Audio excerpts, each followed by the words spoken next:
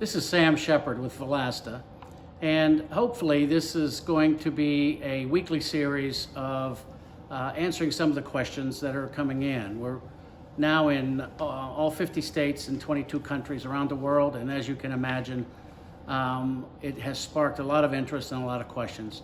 Hopefully I can answer most of those, and we're going to ask people to send in their questions via the Velasta website, and we'll address those on a weekly basis. There's a couple topics I want to go over that seem to have a common theme. And what those are is, what is reactive oxygen species? What is a free radical? Are there contraindications? Why is Velasta's astaxanthin different than the others you might see on the shelves in some pharmacies? And I've got several questions here that I'm going to hold off for just a moment. I'm going to go through a brief analysis as to what a free radical is. And a free radical is a molecule. Typically, there's 4 of those that we've been able to identify: superoxide, singlet oxygen, the peroxyl free radical, and the hydroxyl free radical. But a free radical is nothing more than an equal number of electrons circling the protons of a nucleus. For those of you in chemistry, you're going to understand that very well. For those not so much in chemistry, think of it as a sun with planets orbiting around, similar to our own solar system. But if in free radicals, there's an equal number of electrons as there are protons, and there's typically an orbital that contains only 1 electron in it, or there's an unbalance in it. So when we talk about a free radical, it is an unpaired electron circling the nucleus of an atom. That is a highly energetic state, in that that molecule or that free radical will go in search of an electron and steal it from any other molecule it comes into contact with to satisfy its high energy state. And when it does that, when it steals an electron, say from a protein or a carbohydrate or a lipid, a fat, then that lipid becomes a free radical. It becomes electrically unstable from its normal state. Now, free radicals, and cancer, for example, generates a huge concentration of free radicals, but free radicals are typically 0 charge. They're neutral. But the reality is they can accept an electron. That makes them what's called a conjugate acid. That acid lowers the pH around cancer cells to anywhere from 5.5 pH up to 6.8. Normal cells operate at a pH of 7.35.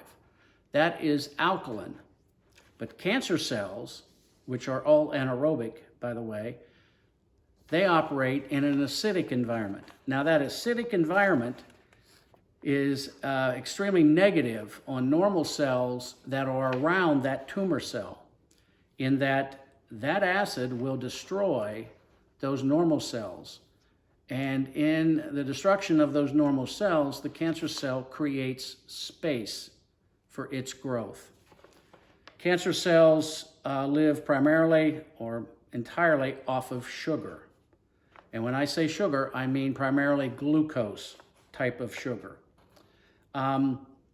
You cannot starve cancer. Cancer has priority. Cancer has anywhere from 20 to 100 times more insulin receptors and glucose channels on its cell membrane than a normal cell.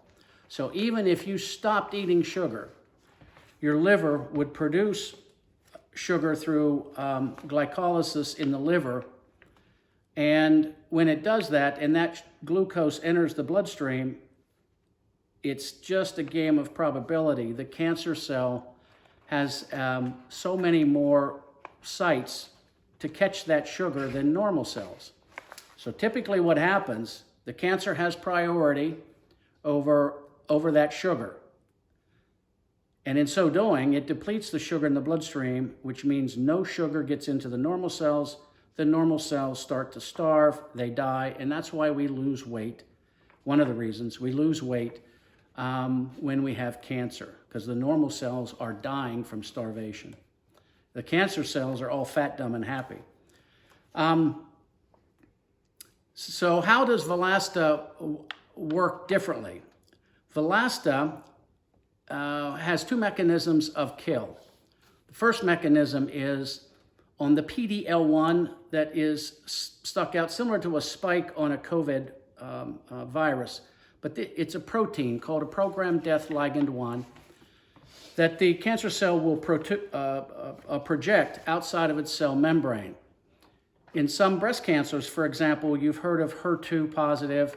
The HER is a protein also similar to PD-L1 that sticks out of the cell membrane of the cancer cell.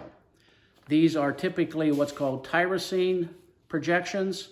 They have a carboxylic functional end group, and the astaxanthin, with its unique shape of having these hydroxyl free radical or hydroxyl end groups on both ends of the astaxanthin, will react with that tyrosine end group of the PD-L1 and the HER2 positives. So when it does that, it inhibits those proteins. Now, the reason that's important, and I'm going to use PD-L1 as an example, when PD-L1 is sticking up out of the tumor cell, the cell membrane, it is sticking there because it is a defense mechanism against the T cell or our immune system. So when the T cell comes down, it's projecting a PD-1. If the PD-1 touches the PD-L1 of the tumor cell, your immune system runs away.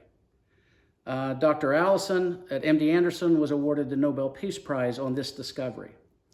So cancer cells protect themselves from the immune system. The immune system may not even know that the cancer is growing. So what we do, and there's some other chemo drugs that do the same thing, but what Velasta does, Velasta is a molecule that has an OH group on the end of it. So it's flying around here, and you've got the PD-L1 with the tyrosine carboxylic acid group.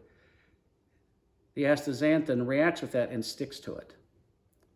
Now you have this astaxanthin on the end of the PD-L1.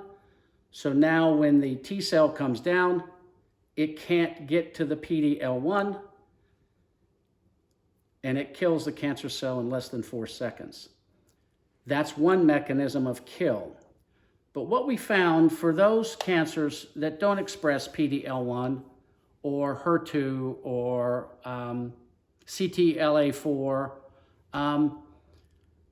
we were still killing the cancer.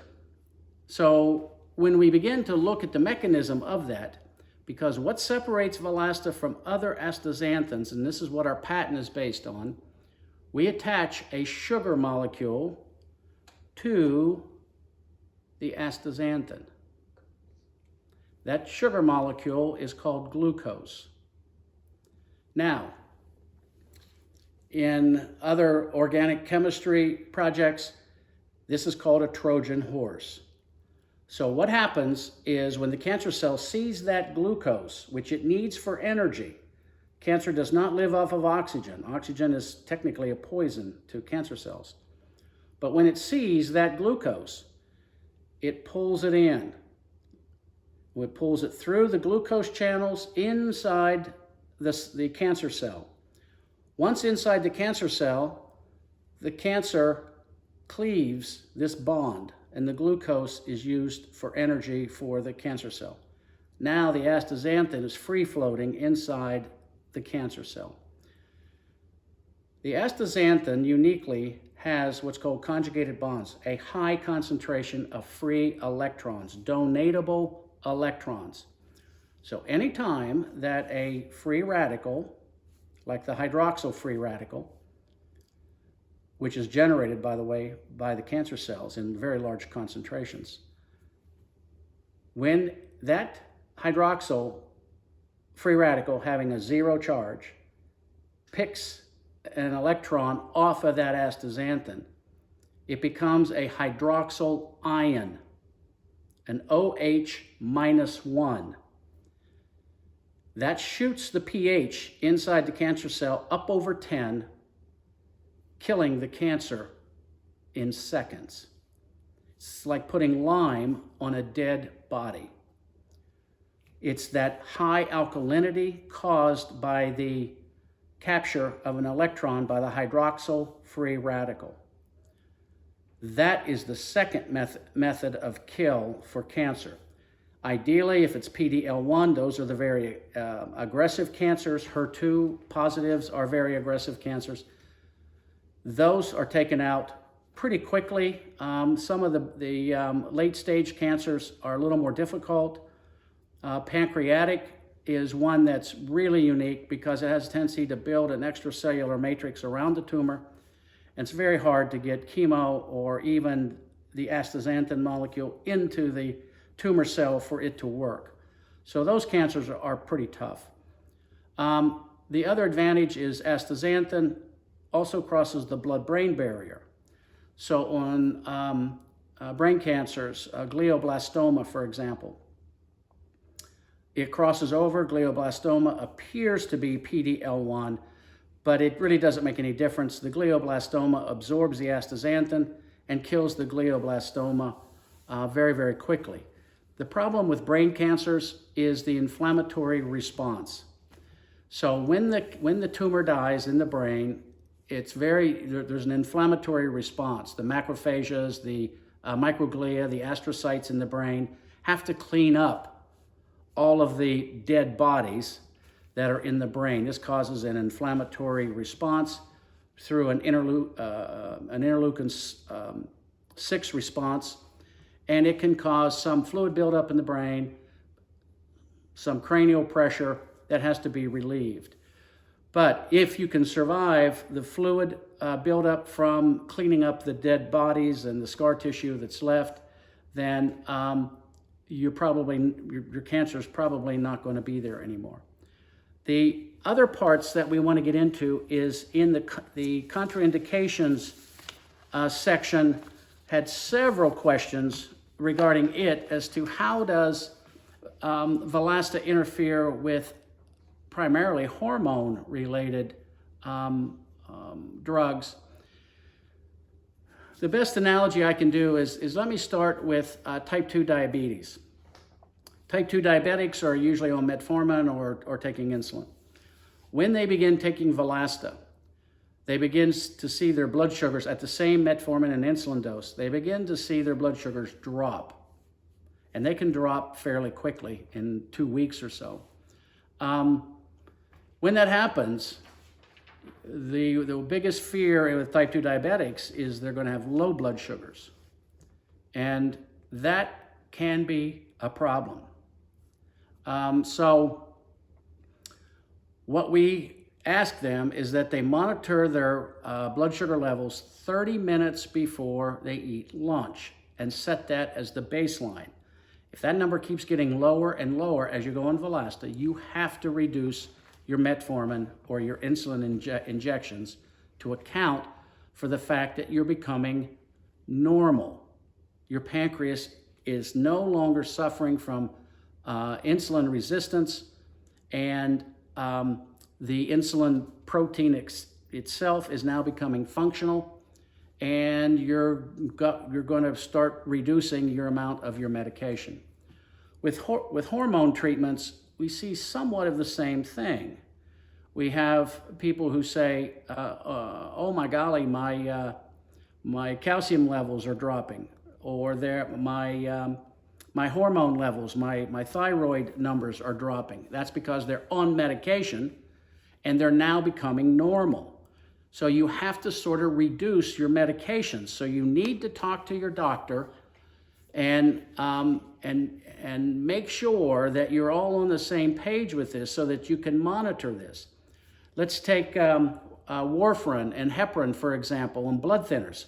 People are on warfarin, and they start taking this, and all of a sudden their SED rates or their clotting factors begin to get lower and lower. Well, what that's telling you is get off of the warfarin. You're becoming normal again. Your body is readjusting to the reduction in the ROS or the reactive oxygen species concentration that's in your body. We're reducing that. Medicines treat the symptoms of disease. This is treating the cause of the disease. So there's a whole different mentality and thinking that has to happen, because we're not just treating it, we're eliminating it. Another good example is Parkinson's. Some of the evidence that we now have is that for the longest time we thought that Parkinson's was caused by a lack of dopamine being produced in the substantia nigra of the brain. Now what we find is that there's a much higher concentration of oxydopamine to dopamine ratio in the brain. Well, oxydopamine is what we give to animals to give them Parkinson's so that we can test Parkinson's medications on them.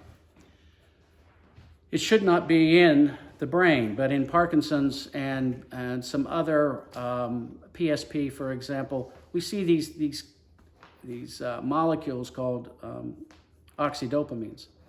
Well, oxydopamine is nothing more than a dopamine molecule produced in the brain, which is normal, that's what we want, reacting with the hydroxyl free radical, forming what's called oxydopamine, which gives you tremors in Parkinson's.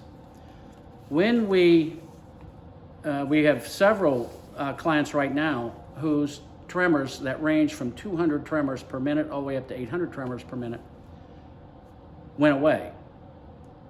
And when we use the blood test, the high sensitivity C-reactive protein test, we see a rapid drop in that. Anything over a CRP or a C-reactive protein greater than 3, that's a pretty good indication that you're headed into an inflammatory disease state. We don't know what disease you're going to get. It's sort of luck of the draw from the genetics of what you have. But if you chronically maintain a C-reactive protein greater than 3, you're going to exhibit an inflammatory disease. It can be as benign as arthritis or as serious as Alzheimer's. So what we want everyone to do is to measure that C-reactive protein. Velasta drops it dramatically and reduces substantially your probabilities of getting any form of inflammatory disease. With that in mind, we had some questions, and I've got a couple of them here, that Velasta was causing lowering of blood pressure.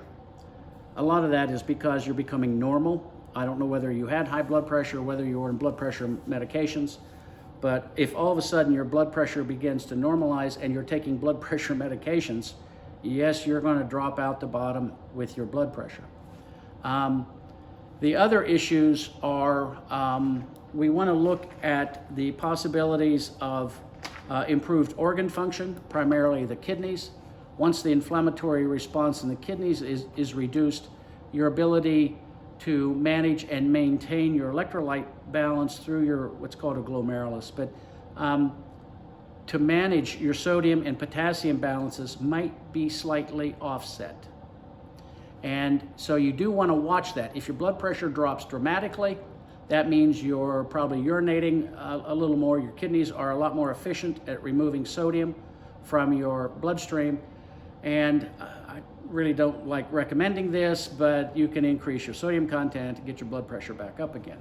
But make sure you check with your doctor before you do that, because they can test for sodium and potassium and magnesium and calcium. If there is an issue where you see in this transition period of approaching normality, these kinds of issues, They can be a leg cramp here or there. A simple Tums has enough of the electrolytes in it to stop the cramping. So that's something that's over the counter. It's easy to do, but it is something to watch for. It doesn't happen in many cases, but we are now getting some input that I've got 4 people here out of 3,000, just to give you some idea, that are stating that since they started taking Velasta, they're seeing some leg cramping. They're taking a lot of other things too. It's very difficult to sort out if it's Velasta related or is it something else. But typically what's causing the leg cramps is going to be an electrolyte imbalance. In some people that have neuropathy, that's a whole other game, and those are typically diabetics. It could be enhanced by increased circulation, but we have no evidence to support that at all right now. We're going to get more and more of this data in because we're treading on brand new ground here, in that we're focused on the cause of disease and not the symptoms of disease. Let's see what else we have here. Oh yeah, the other one is, as far as what separates Velasta from other type of astaxanthins. Synthetic astaxanthin is exactly what it says. It's produced in a laboratory.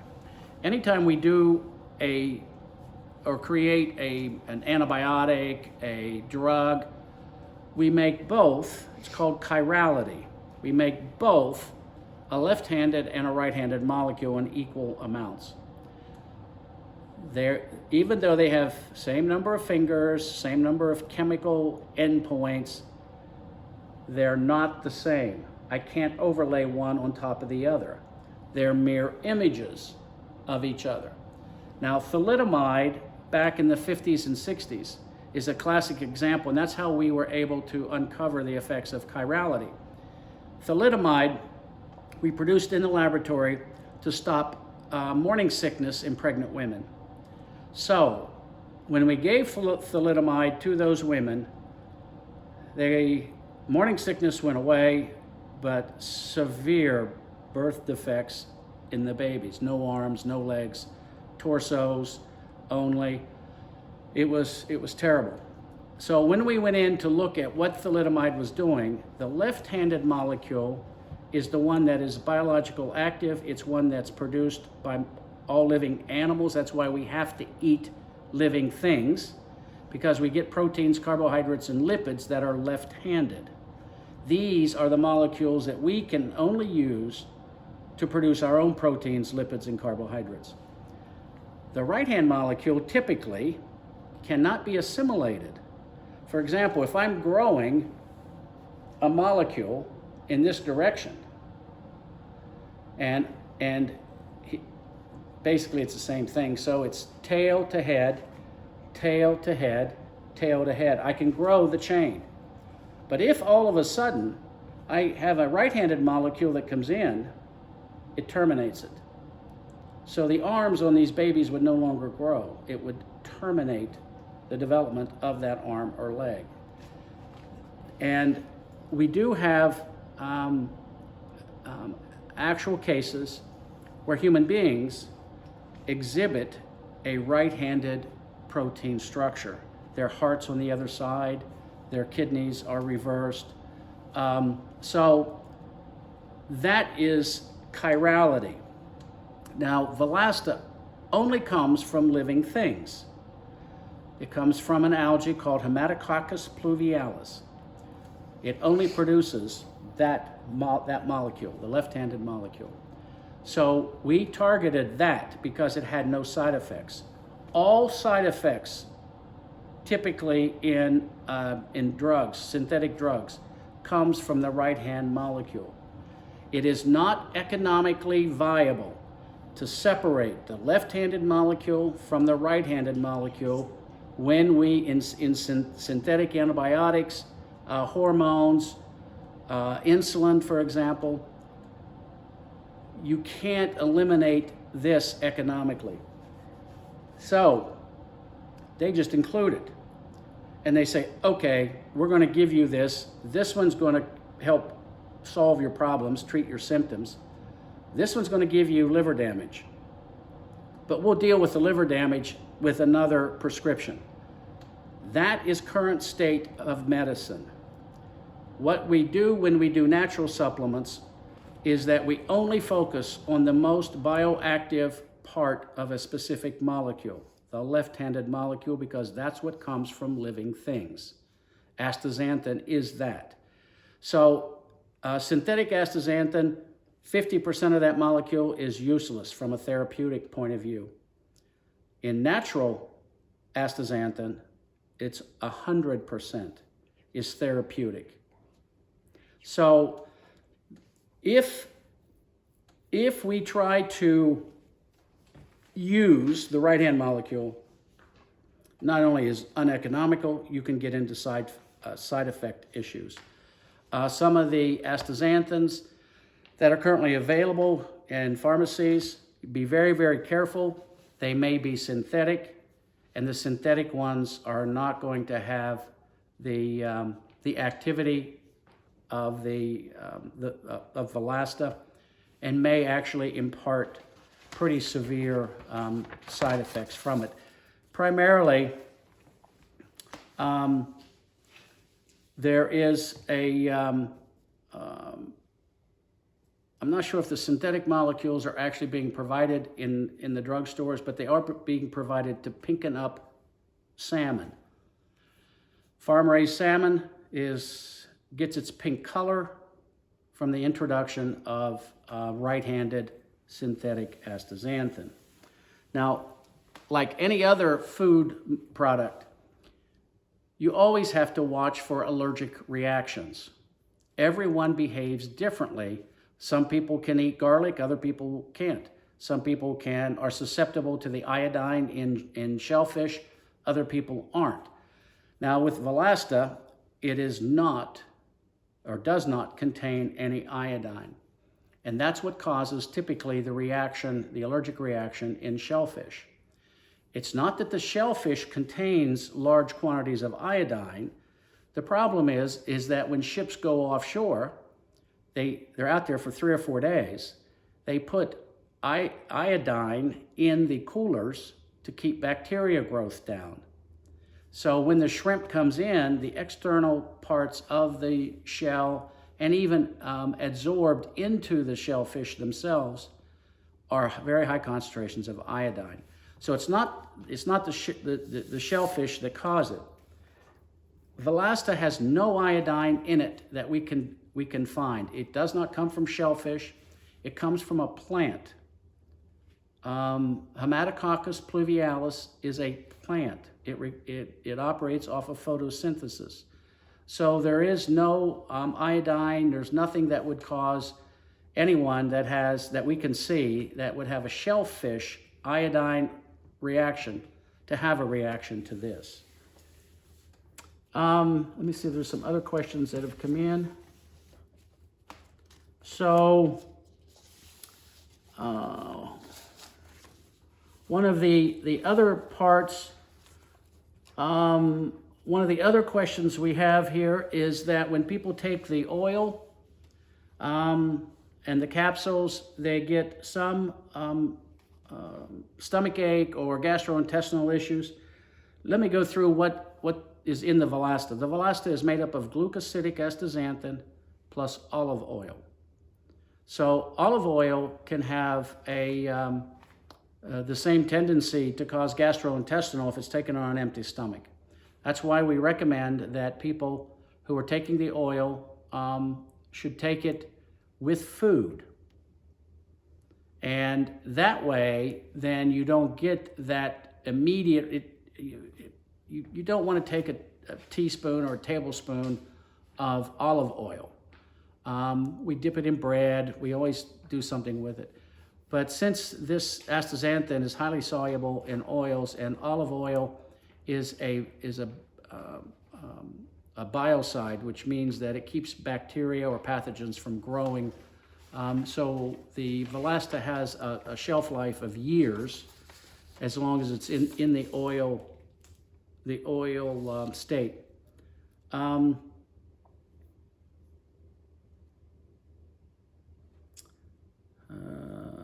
The other parts that we see also is that one of the questions that comes in is on the dosing side, how do we dose this? When you first start out, and I've done it both ways, when you first start out, the enzymes that actually extract and pull the glucosidic astaxanthin through the cell membranes in the small bowel may not be present. So, as you begin to consume the Velasta, you'll see a red stool, and that red stool may go away. And what's causing that is the enzymes that actually absorb the glucosidic astaxanthin in the small bowel are beginning to build up in concentration. So your absorption rate becomes much more effective, days up to weeks of taking Velasta. So the color of your stool may go red the next day, then the red might slightly disappear. If the red begins to disappear, you increase the dose. Maintain what's called spillover. So as long as you have some red in your stool, that means your body is taking the maximum or absorbing the maximum amount of the Velasta that it can. If it ever goes totally brown or the red disappears, then that's an indication that the dose needs to be increased. Your body is craving more. Now, what causes that fluctuation is your stress level. Fructose is the primary cause of dietary inflammatory disease. I highly suggest that we limit the amount of fructose that we ingest daily. That includes both fruits, fruit juices, sodas. We have tens of cases of children. These are children between the ages of 8 and 16 that have non-alcoholic fatty liver disease. Now, the whole problem with that is that their non-alcoholic fatty liver disease is caused from fructose. So mind your P's and Q's when it comes to fruit. Our bodies were only intended to eat fruit maybe 2 months out of an entire year. We are now capable of eating fruit every single day. And fruit causes an inflammatory response. It's the primary cause of triglycerides and high cholesterol, and it needs to be monitored. So anyone who's exhibiting high triglycerides, LDL type cholesterols, try cutting your fructose intake down, your fruit intake down, and watch it over the next 2 months, and you'll probably see your cholesterol drop, your triglyceride levels drop. Let me see if there's another one here.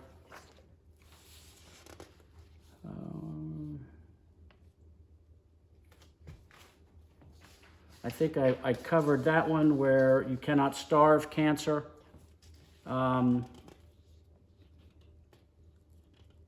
Glucose is actually the good sugar.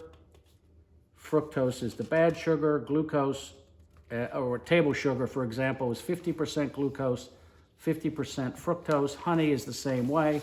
The only difference between honey and table sugar is honey's fructose and glucose are not chemically attached, whereas in table sugar, they're one molecule. But we're very good at splitting that out.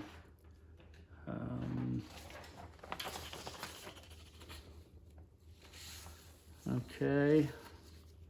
On our product, because we do use glucose, for example, it's a very small amount in the chemical reaction just to get the cell uptake. But it's glucose. It is not fructose. Glucose is used by every cell in the body fructose is not used by a single cell in the body. Fructose technically is a poison by the CDC, but since it's a chronic poison, they don't regulate it. It was introduced into our food supply in 1966, and since then, our death from cancer prior to 1966 was 1 in 50. Today, it's 1 in 3. And with that, I'm going to go ahead and close, and please feel free to send in questions to the Velasta website at I think it's info@velasta.net. And on the next week, then I'll be able to answer those questions. I appreciate your time, and let's stay healthy. Thank you.